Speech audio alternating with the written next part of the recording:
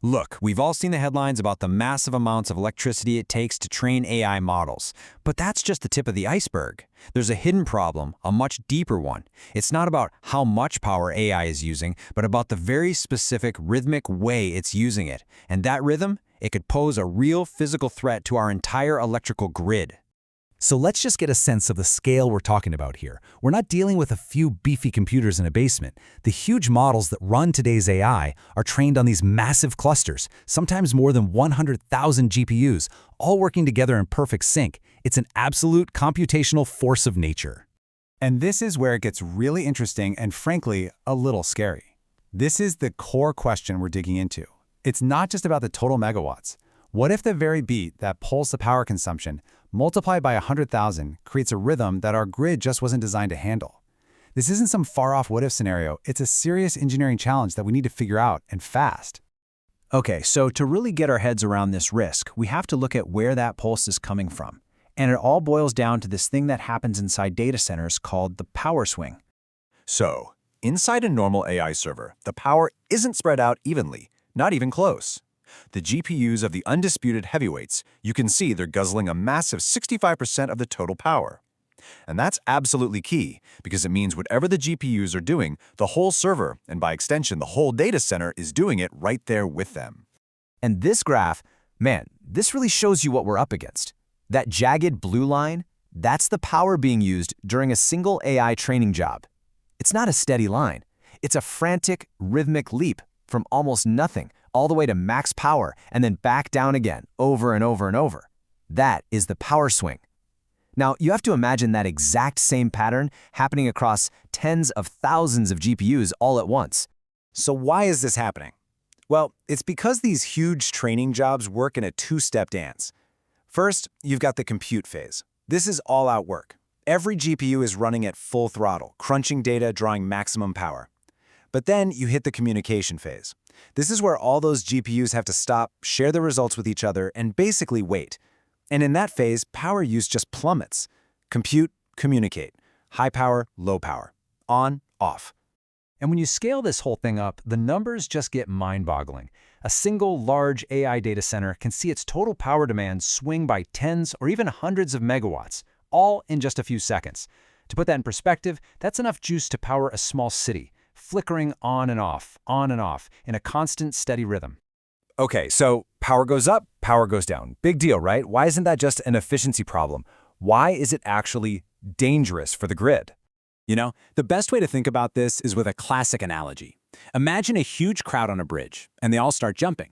If they're all jumping at random times, it's no big deal. But if they happen to start jumping in unison, at just the right rhythm, the bridge's own natural vibrating frequency, their tiny little jumps can add up and cause the entire bridge to start shaking like crazy. That's called resonance, and it can be incredibly destructive. So in our case, the AI data center is that giant crowd, and our power grid, that's the bridge. These power swings aren't random. They have a very distinct frequency, usually somewhere between 0.2 and 3 Hz. And here's the kicker. That frequency range happens to perfectly overlap with the natural resonant frequencies of the power grid itself. The AI workloads are basically jumping in perfect time to shake the grid. The scary technical name for this is sub-synchronous resonance. And these are not some vague, abstract threats. We're talking about specific physical risks. At frequencies below 1 Hz, these swings can actually destabilize the massive long-distance power lines that connect our country. Between 1 and 2.5 Hz, you can get power plants basically fighting against each other. And at the higher frequencies, we're talking about vibrations that could cause mechanical fatigue or even catastrophic failure of the giant turbine shafts inside the power plants themselves. Okay, so that's the problem. It's a big one. The good news? Researchers are on it, and they're basically attacking this from 3 different directions. So the first idea is all about software. It's kind of clever, actually. You have a system that's always watching the GPU's power draw. The second it sees the power start to drop, as it goes into that quiet communication phase, it instantly shoots in a secondary, totally artificial workload. You can see how it fills in the gaps there. This just keeps the GPU busy and its power draw high, smoothing out those valleys in the power curve. The big pro here is that it's flexible. You can roll this out pretty quickly with just a software update. But there's a pretty big con. You are literally burning energy on useless work just to keep the power level stable. And that's not only wasteful, it can actually steal computing power from the main training job, slowing the whole thing down. All right, so solution number 2 takes this a step further. Instead of just a software patch, this is about building the fix right into the GPU hardware itself. The GPU's own firmware would basically enforce a minimum power level. It's just not allowed to drop below a certain point. It would also control how fast the power can go up or down, making sure it never does it faster than the grid can comfortably handle. And then there's the third option, which honestly might be the most elegant of them all.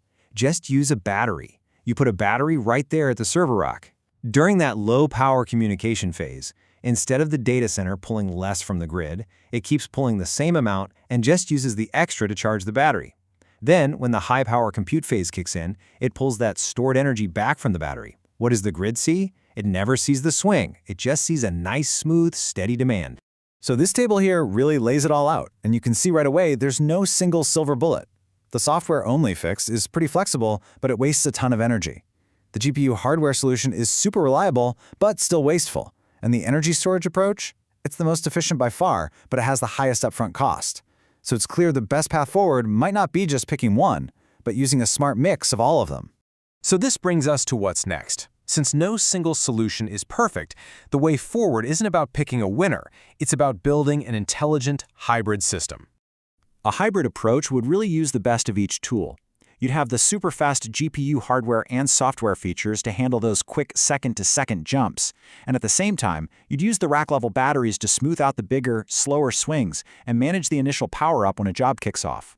This kind of combo system really gives you the best of all worlds. It's reliable, it doesn't waste much energy, and the costs are more manageable. But here's the tricky part. This isn't just plug and play. For a system like this to actually work, all the different pieces have to talk to each other. The GPU needs to be able to tell the battery at the rack, hey, I'm about to drop my power, or get ready, I'm about to ramp up. This means we need a deep level of co-design across hardware, software, and the data center infrastructure itself. And that brings us to this critical conclusion from the researchers themselves. This is not a problem that any one company can solve on its own. Not the cloud provider, not the chip maker, and not the AI startup. It's going to demand deep collaboration across the entire tech industry, and also with the power utility companies. Which kind of leaves us with this one last big question, doesn't it? We know for a fact that AI technology is moving forward at an absolutely exponential rate. But the solutions to the massive challenges it creates, like keeping our power grid from shaking apart, they depend on something far more human, our ability to work together. The question is our progress there keeping pace?